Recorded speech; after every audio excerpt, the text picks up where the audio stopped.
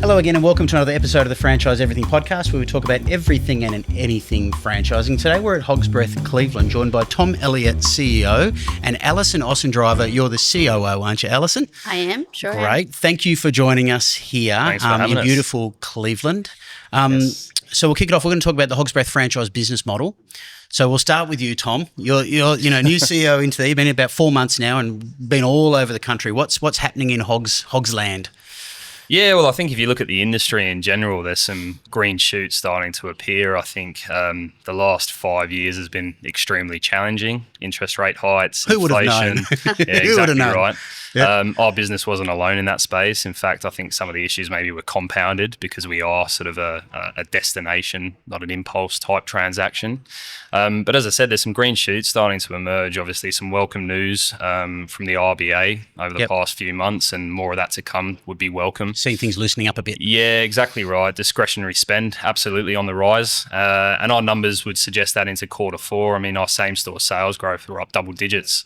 So we're starting to see that market turn a little bit, which is great. Yeah. Obviously, plenty of opportunities for us as a brand to capitalise on that. And obviously, the strategic work that we're undertaking at the moment is all geared up for making sure that we can carry that through F26 and making sure as more punters come back out and want to transact with us. You're capturing what you all get. the competitors. We're capturing our fair share. Yeah. So and you're doing a full reimagining and basically of the Hogs Breath brand, and we're doing a bunch of stuff there because it's a very interesting story, I think, what's happening in Hogs Breath at the moment. So how is that starting to roll out from a unit economic perspective? What's it looking at? Because I'm particularly interested in the business model in this podcast. So I mean, we touched on top line sales, and that's obviously the key to any sort of unit economic analysis is what's happening at the top of the funnel. But I suppose for us, we are seeing some obviously shifts in the labour market currently. Front of house, back of house labour increases. I think for us, ultimately, we've got pretty competitive cost of good metrics out there in the business. We have the bar side of the business, albeit only 20% of what we do right now across the network. There's a huge opportunity to grow that. And we know that the margins from a beverage perspective are particularly healthy. But having said that, we're also keeping a real key sort of touch point to the profitability side of the business for our franchise partners. So building out our infrastructure at the moment from a reporting dashboard perspective to understand trends in the labour line, trends in the COGS line across each individual restaurant. And that restaurant. hasn't previously been there in a collective central... We've always had the beauty... They call it one true point of data or something like that. That hasn't been in place previously? No, I think we've always had the luxury in this business, because not many franchise businesses do, of collecting the P&Ls monthly. But what we've done with that data historically maybe could have been done better, I think it's fair to say. Yeah, absolutely. So what we've now done is build out this dashboard that's basically, that single source of truth across the network that has trends in it that we can quickly identify from an operational perspective and say restaurant X has definitely got a cost of goods issue versus the rest of the network. How do we roll through Alison's team into that restaurant and fix that, whether it's a waste issue, or whatever it might be. So we're starting to look at the business and dissecting it and getting pretty forensic on the data now, which I think is extremely important for any franchise system. Yeah. Even more so in the environment that we're operating in now, which is challenging. Where every point counts. Exactly right. Yeah. Exactly right. This allows us to support the franchisees in real time. So that data, for example, that Tom's talking about there, is that data that's seen by franchisees that you gather, or do you put no store? I can imagine. I remember being in previous franchise brands, and everyone wants to see the ranking every week. I think it's important across the system that people know where they're at. And this isn't sharing commercially sensitive information by way of numbers. Yep. But what it is showing is trend lines. So have I had 3 or 4 consecutive months of profit, or have I bounced around a little bit?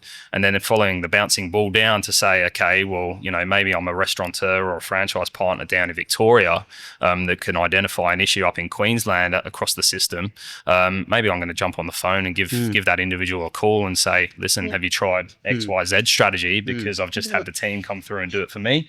And you can see in the data that it's made an impact and now my profitability is stronger. So. And our franchise partners are competitive. So they're watching their data. They want to know the rankings. Yeah, absolutely. So, and it gives them the ability to say, hey, I'm struggling here.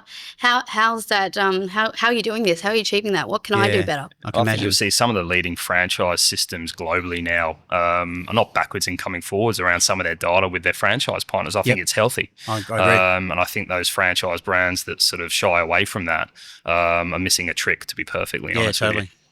So, Alison, you've been in you've been in the system 20 plus years? Yep, 23 years. So you would have seen a lot of things. You've seen a lot of steaks. Absolutely.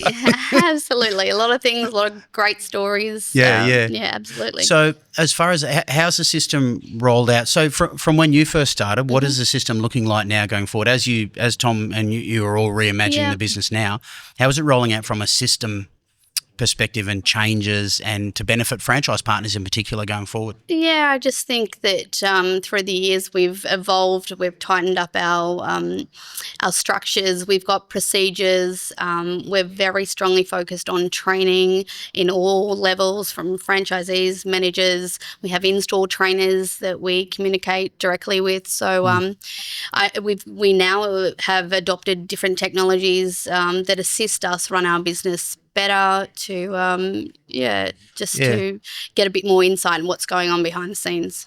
So operationally, so Tom, did you say was your warning not to give away any trade secrets on 18 hours stakes? No IP infringements. No IP. Yeah. So that's you. So how has the food evolved over time? Like, you've got your core elements, obviously, that you have your key there, but how has your food menu offer and even the preparation of it changed over time? Is there improvements and efficiencies in that? Yeah, definitely. We've changed and evolved, as equipment and procedures. Yeah, different trends that are out there. But prime rib, it's our baby. It's the one thing that that doesn't change, and we might change toppings but that base prime rib still stays as. Absolutely, yeah. We have special equipment that comes in. It's not something that you can get anywhere else. The stalls, put the prime rib in the oven, a special oven that we won't mention. Yeah. With our halo heating. Can't film in here, that type of stuff. Yeah. And that's our trade. I suppose that's your key point of difference, isn't it? Yeah. One of your key points of difference. So, how do you train for that? So is that are you training individual chefs in field on that, or or short order cooks, or how does it work from an operational perspective? Yeah, we do it all. If you were to purchase a franchise, then you come in and you do training from the ground up. You learn what the dishes experience is, all the way up to working the grill on 200 cover night, 400 on the weekends. That'd be a busy night. Absolutely, busy stressful night. Yep. Yeah, it is. Yeah, sorry, I forgot your question. But no, I think one of the beautiful things... We're talking about prime rib. Yeah, okay. I think one of the beautiful things about our system, though, is a lot of our franchise partners kind of graduate through the Hogs system as well. Yeah. So they've been exposed to whether it's back of house, front of house, and it allows for that seamless transition into the business.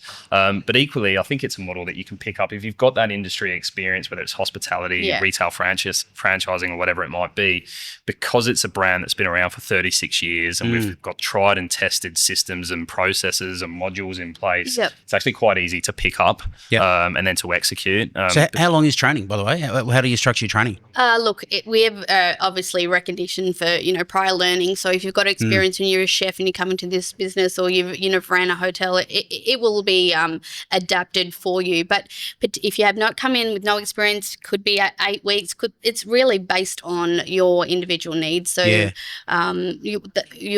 go from the kitchen, start at the back, and you move to the front of house and management training, how to train your staff, how to interact with our suppliers. I think it's an important point you raise about being fluid. There isn't a sort of one-size-fits-all training program because of that recognised prior learning and some of the industry professionals that we do have come through this business that retain an interest. There's a few brands out there that would still remain very rigid and say, no, you're doing your 8 weeks. It would be very demoralising for a person who's already got a huge amount of experience in hospitality. Yeah, I think it doesn't make sense as well, right? What's in the best interests for us as a business is to make sure that we're supporting as much as we can as the franchisor so that individual franchise partner or business is getting off to the right start. Putting a rigid time frame around it doesn't make sense for me moving forward. If someone's coming with a vast wealth of experience, and I mean, we're dealing with someone that's wanting to convert their restaurant to a Hogs Breath now, that individual worked for Hogs Breath back of house for 2-3 years. So you're hardly going to put them through 8 weeks of compulsory why training. are we going to go over old ground with that individual when he's wanting to open his restaurant and do it quickly? So we have to be fluid in our approach, and I think the market's kind of expecting that of brands moving forward too. Yeah. I think our training is different because it's hands-on.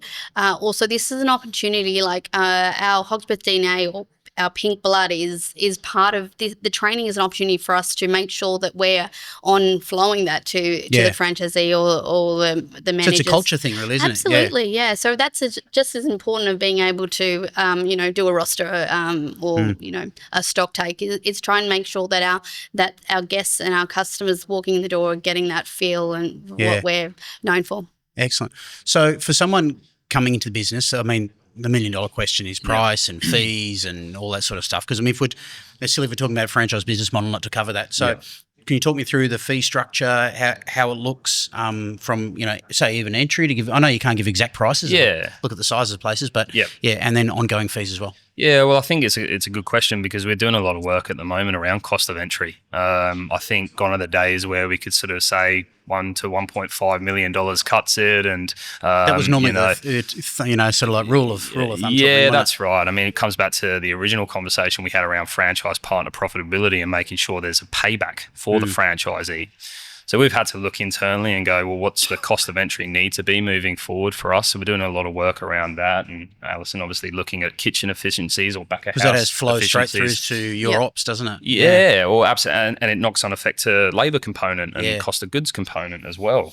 So we're looking at the model currently.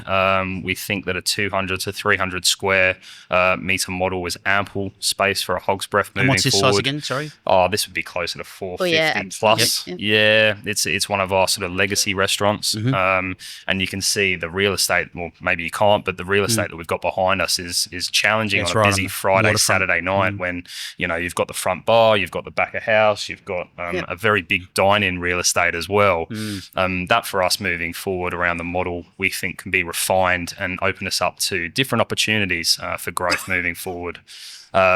But labour and cost of goods obviously is the big viewpoint. But we've also got some really leading or industry leading metrics from a royalty and ad fund perspective as well. We're 5% and 2% for royalties and ad fund.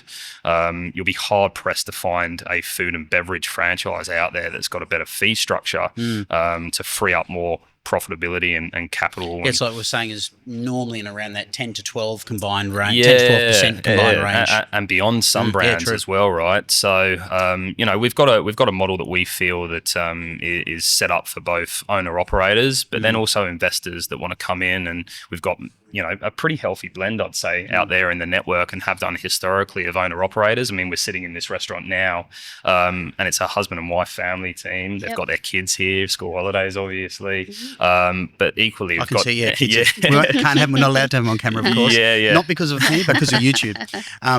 So we're set up for that family type business, but we've also got the investor type scenario where if you make sure that you're employing strong restaurant managers, and we've got programs in and around that. And that interests me because the flexibility that surprised me when we first started chatting, I was surprised that you had pretty much an equal thing, investor or restaurant owner working in the business, So has it always been like that? Is that how the business has always been? Or you've been 20 plus years? Tell me, Alison. Yeah, look, it was always important for us to make sure the franchisee was hands-on in the business. So not so much, but now I guess we've had franchisees sort of stay in the system for 13 or more years.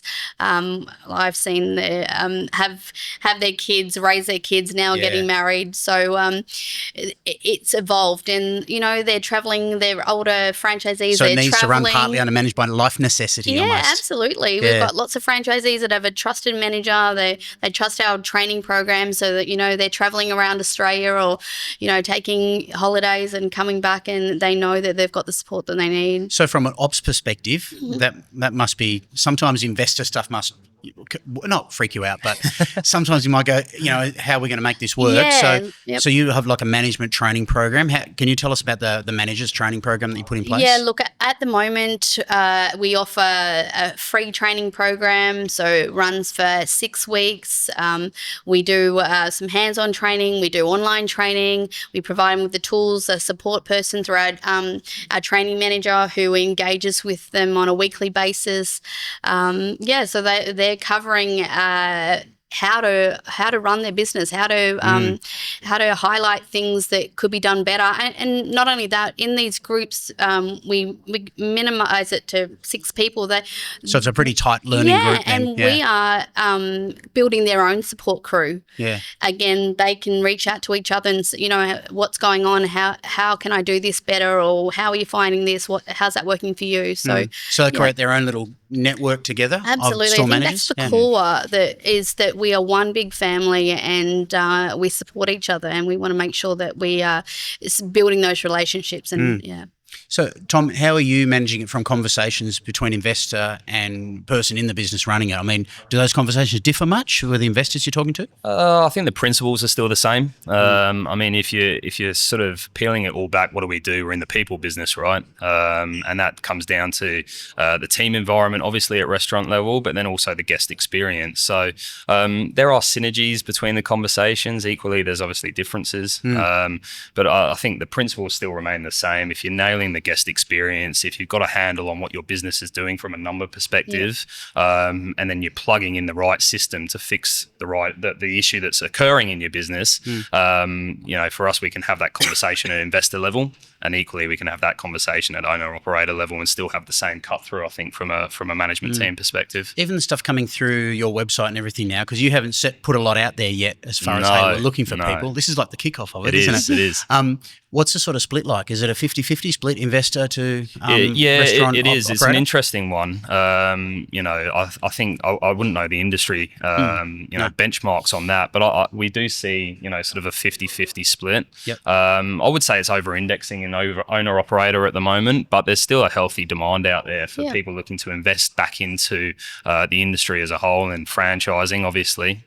So it would be a healthy split out there at the moment from the data that we're collecting. So, as we're not wrapping up yet, but as we get closer to wrapping up, so what does the Hogs restaurant of the future look like? So I know you're doing a lot of work in tech, and I know it's blending in with ops as well. Yeah. So talk us through, like, what would something like this look like in 5 years' time, for example? Yeah, well, I think to your point, very much tech-enabled. I think, the focus around a bar-led revival is important for us. So how do we make the bar a bit more of a focal point in this business? And why is it so important, if you can explain? Well, I think, where we're sitting from a beverage sales perspective at the moment, we're about 80% food, 20% beverage. We know that the bar traditionally can make us a lot of money and a lot of profitability for the franchise partner, and we are below industry benchmarks, right? So pulling that out and then giving the customer a different opportunity to transact with us beyond a sort of sit down, fast, casual dining experience. So if you are wanting to come to Hogs for a catch up over a few drinks and a couple of appetizers, watch the footy maybe, you can do that. Equally, you can bring your family along for your 30th birthday or grandma's 50th, 60th, whatever it might be, and still enjoy that occasion with a big group of people. Yeah, and that's a layout challenge, isn't it? It is. A shop fit layout design challenge. Yeah. So the bar's a big focal point for us moving forward, and having the right range and collaborating with industry leading suppliers on that, and there'll be a bit of that to come as we move forward. But then also embracing technology, which is something that we've been a bit stagnant on, to make these restaurants operate as efficiently as possible. And we're looking at technology at the moment around kitchen management software, and we found a really great partner that's doing some fantastic things in the industry that will be coming along to our national conference next month. How our roster management software then integrates, and how that all sort of rolls up into the tech system. So whether you are owner operator or investor or restaurant manager, you've got the data at your fingertips that make a a big impact to the franchise partner's bottom line, and you can see it in real time, and it all flows through. So I think for us, that's sort of the way moving forward, outside of all the branding work that we're doing to, make Hogs Breath, more relevant for the customer of the future. So you'll see a lot of that stuff start to evolve in our touch points across the business as we roll through this calendar year. Excellent. All right. Well, I think we've unpacked the Hogs Breath franchise business model, so we'll catch you in another one soon. I reckon we'll be no doubt we can talk more, and we're coming up to Airlie Beach for your next conference as well. Can't wait to that. Yeah. Thanks for joining us today. Thanks, Thank mate. you. Cheers. That's it for another one of the Franchise Everything podcast. We'll catch you in the next one soon.